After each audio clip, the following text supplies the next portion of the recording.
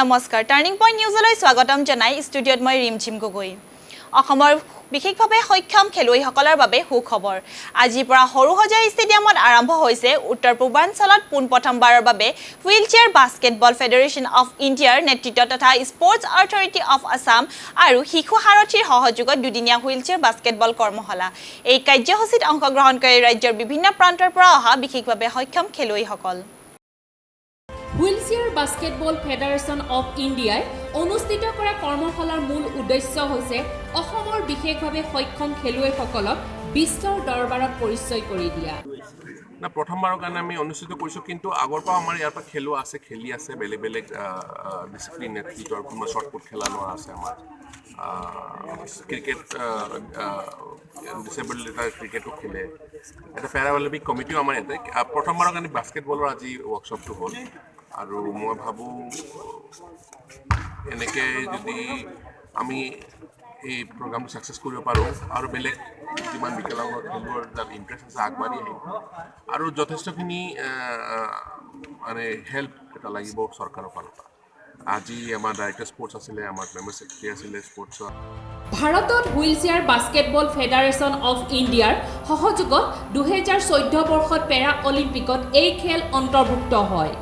আজি সৰুসজাই ষ্টেডিয়ামত অসমৰ বিভিন্ন প্ৰান্তৰ পৰা অহা বিশেষভাৱে সক্ষম খেলুৱৈসকল উৎফুল্লিত হৈ পৰে এই কৰ্মশালাত খেলুৱৈসকলক প্ৰশিক্ষণ দিবলৈ আহিছে দিল্লীৰ পৰা প্ৰশিক্ষক We are very excited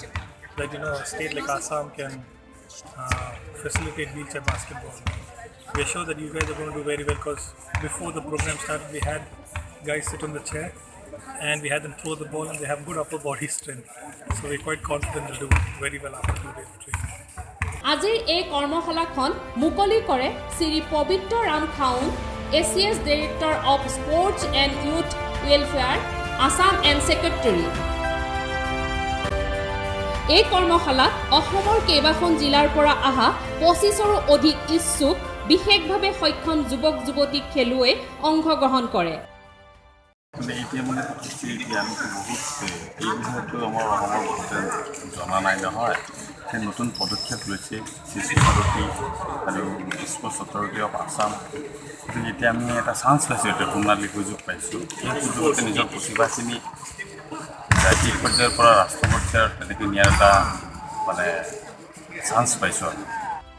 এই কৰ্মশালাই বিশেষভাৱে সক্ষম খেলুৱৈসকলক বিশেষভাৱে সহায় কৰিব বুলি আশা কৰিব পাৰি হুইলচেয়াৰ বাস্কেটবল ফেডাৰেশ্যন অফ ইণ্ডিয়াৰ নেতৃত্বত স্পৰ্টছ অথৰিটি অফ আছাম আৰু শিশু সাৰথীৰ সহযোগত